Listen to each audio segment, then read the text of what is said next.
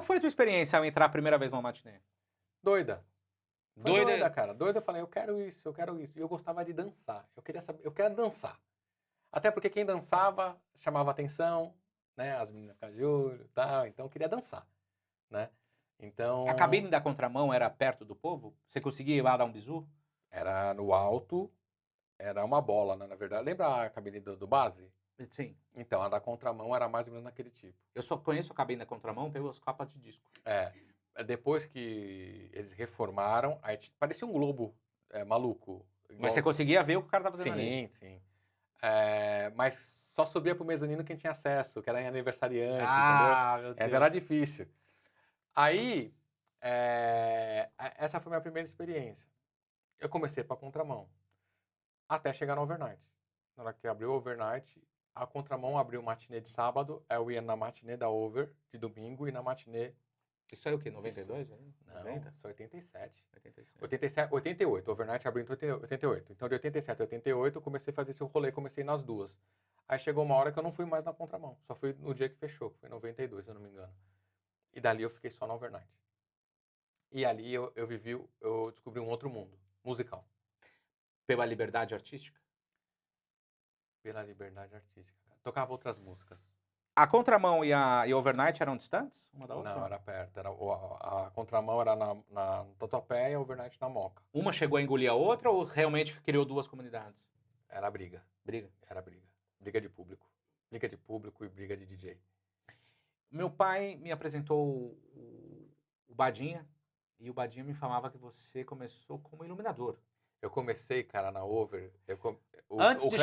Antes de trabalho da Over. Mas aí, beleza, você saiu da contramão, foi pra. Desculpa cortar. Mas aí você foi pra overnight. Isso. Aí você foi, pô, aqui é meu lugar. Como público. Como público, certo? Aí passou um tempo, eu fui chamado para ser relações públicas da casa. Ah, que legal. Então eu recebia as pessoas na porta, comemorava os aniversários, fazia pesquisa de rádio. Pô, você virou o símbolo da casa. Né? Sim. Eu era a cara da overnight. Você é muito educado, né? Então as Sim. pessoas gostavam de ti. Sim. Você é um cara friendly, né? E tinha o estigma da época, né? Era cabeludo, andava... era ajeitado, né? Então, assim, eu era bem visto pelo povo. Imagina. Então, Eram hostas. Ou era um mais ou menos. Não, tipo um hostess, né? Mas eu tinha a parte do tete-a-tete com você ficava na porta do público. clube? Ficava na porta. Eu e mais um pra receber as pessoas. Cara, eu acho isso tão importante. Acabou isso hoje em dia, cara. Você acredita que quando eu abri o Mono, que eu tive um clube na Augusta, eu fazia essa mesma função e recebia todo mundo nas minhas festas? Mas hoje não tem, Anderson. Hoje você não tem uma figura que conhece os clientes. Não tem. Por exemplo, você lá na porta, eu imagino que foi assim. Você sabia, opa, vem por aqui, vem por ali, pô, seja bem-vindo, nunca veio, tá, pá. Exato. Você tem uma função importantíssima, cara. Aí se liga, quando eu virei DJ... Acabou isso. Quando eu virei DJ, eu conhecia 80% do público que estava na casa. E quando eu fui anunciado, parecia o gol do Corinthians. Mas antes disso, você veio via luz. Vamos lá, não. Tinha o Kleber. Ou essa história não é verdade? Não, é verdade, mas não pela luz. Eu fui, o Carmo me chamou, e aí de relações públicas eu fui pra cabine de som. Aí eu comecei a guardar disco pro Badinha. Eu guardava os discos que ele tocava, guardava. E eu era revoltado, cara, porque eu tinha 14 anos, 15 anos, e eu queria tocar. Você era muito jovem, cara. Que legal. Você já tava na cabine com 14. Eu queria tocar, eu queria tocar. Aí os caras, você já sabe tocar? Meu pai... nesse meio tempo, meu irmão fez um curso de DJ com o Celcinho Double C. E meu pai tinha uma Garhard, que é um toca-disco de madeira, antigo. E também tinha uma Polivox. Aí meu irmão botou as duas para ele começar a treinar. Só que uma era direct drive, né? E nem tinha o pitch ainda. Não tinha. Não, até tinha, mas era botãozinho assim. E a gente apanhava. Então eu via meu irmão fazer e depois eu imitava. Meu autodidata, sacou?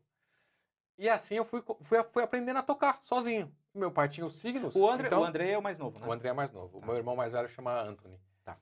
E ele gostava também, né? Então a gente vivia fazendo as coisas meio junto, bailinho e tudo mais. Aí, nessa época na Over que eu guardava os discos e ficava no vídeo, eu era meio VJ, ficava eu escolhia as músicas e botava no visual. Então não era light jockey. Não, eu Era mais VJ do que LJ. Porque Tá. tinha o Kleber. O Kleber, ele parecia muito comigo, por conta de cabelo comprido e tal. Ele era Que é o magrinho. eu sei que é. Klebinho. O Klebinho. Isso. Ele sim era iluminador. Entendi. Porque eles escolheram 2 dos relações públicas, dos RPs que a gente chamava na época, pra ir pra cabine de som. Pra quê? Pra ter uma identidade mais jovial com o público na matinê. Entendeu? Porque eles falaram, pô, os DJ tal e tal, na matinê, não fala a mesma linguagem. Vamos trazer o pessoal mais jovem. Entendeu? Entendi. Aí, o Ricardinho também era residente nessa época. E chegou pra mim e fez assim, você sabe tocar? Eu fiz, sei. Meti a banca, faço os bailinhos lá, não sei o quê. Eu sei tocar. Já tocou na Technics? Não, mas é igual, é tocar disco. Então vai, toca aí. Aí eu, dei a sambada, né? Famosa sambada. Aí ele falou, que você fez errado. Eu fiz, mas daqui tá errado, ó. Pra cima não é mais? Ele falou, não, pra baixo é mais. Pra cima é menos. Lógica, né? Você nunca vai esquecer isso, cara. Nunca. E aí o Ricardinho foi um dos grandes caras pra mim também, que me ensinou o que é o break da música. Ele falou, você vai pegar aqui, 10 discos. Você vai pra sua casa e você vai contar essa música de trás pra frente. Eu quero essa música decor. Falei, beleza. Aí ele falou, aonde não entra instrumentos, que é só a batida, isso é o break. Ali você vai contar e você vai treinar a mixagem ali. Aí eu comecei a fazer conta de matemática. Que história linda, né, Rafa? Tô encantado aqui. Comecei a fazer conta de matemática. E aí, cara, eu decorei praticamente o arquivo do Overnight inteiro. Em 6 meses guardando o disco. Caramba, cara. Só que depois eu vim entender. O que o Carmo queria? Inclusive, Carmo, um beijo pra você.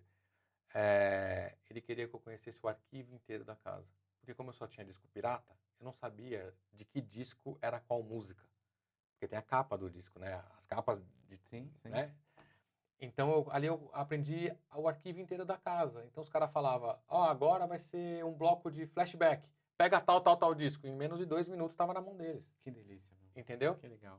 Eu respirava aquilo, cara. Eu respirava.